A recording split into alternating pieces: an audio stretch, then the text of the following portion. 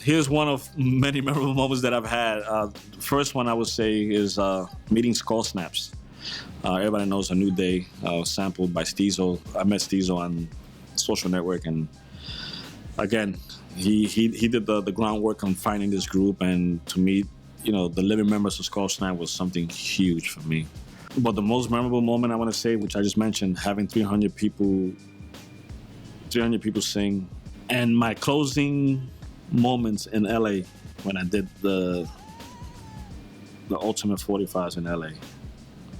To have Fat Lip come up to me and go, I'm ready to shake my hand, and he goes, no, you gotta sign my record. And he pulls out volume 10 to me. This is Fat Lip, known to everybody in the world as Farside MC. And then I made a joke to him. I said, I'll sign your record if you do a verse for me today. He says, no problem. He ended up doing 2 verses.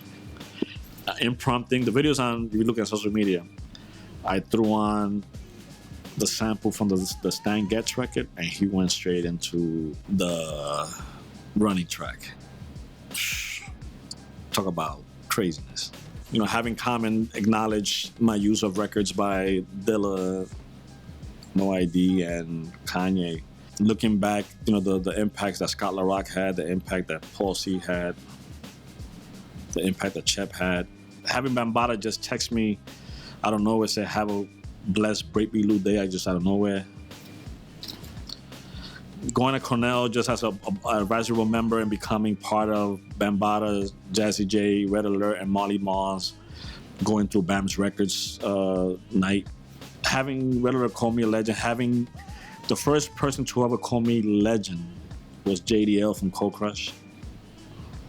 To be able to share the same stage with Cold Crush Brothers, I mean, if anybody knows anything, a true hip-hop head, to have the group that you mimic everything that you did back in the days share the stage with, have Kaz on the mic when you cutting on records,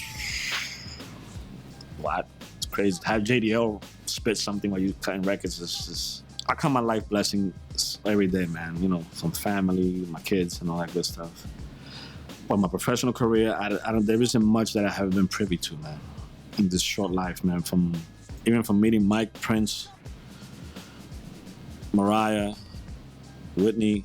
I mean, I guess I'm part of the few people that shared decks with Bam multiple times. To have Bam say, I've been watching what you're doing, man, you're repping it right. Wow. It's surreal, bro. It's surreal. And to have, even guys like Just Blaze says, because I heard Live at Union Square and try to find out what records was, that's how I found out, EBB stuff.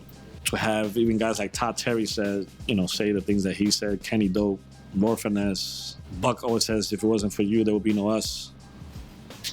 On the digging side, to have DJ Muro from Japan say, if it wasn't for you, there'll be no me. To have the honor to have the Beat Junkies take your name of your production company and make their own thing out of it. To have a guy like Peanut Butter Wolf, entrepreneur or label owner, to make it possible for you to make your first European trip. To be part of the advisory board at Cornell University, thanks to Rich Medina and Joe Conzo. To be photographed by Joe Conzo and Jonathan Mannion. Oof. To be responsible to introduce Joe Conzo to Jonathan Mannion. Oof. To ride in a car up to Cornell University with Jazzy J, Red Alert, Joe Conzo. Oof. To after a night playing music, to go and hang out with Bam in his room with Jazzy J, Red Alert, and Joe Conzo. Oof. To have Michael Rappaport know who the heck you are. Oof. To have Q-Tip recognize who you are, and oof. To have Pharrell come out to one of your gigs and see you play some records. Oof. To have his face cringe when you throw a record on. Oof. And the same night to have Large Pro, Q-Tip, Pharrell, Kaz, Scratch, and share the decks with Biz. Oof. It's like I said, man, best thing to describe it, man, it's not just breakbeats, man. It's not just breakbeats, man. Now, what Ultimate Breaks and Beats did is, BreakBeat Lou's going through Mad Vinyl, finding the illest breaks and presenting it to this burgeoning culture around the world? You know, I had a lot of plans. I wrote the treatment for the video. I had a whole marketing scheme that got rejected. It was like I'm on a label again, and I thought I was gonna be doing it officially, independently. You know, that rubber band wasn't the exact size of his, so it burnt the motor. So the motor burnt out, and the turntables broke. I ain't never say shit. He ain't find that out till like 20 years later. To see him coming, I'm still thinking that's some sound guy or whatever, and he's going, and I go, huh? And he just stole on me. Pop and clocked me like right around here. Like he got me good.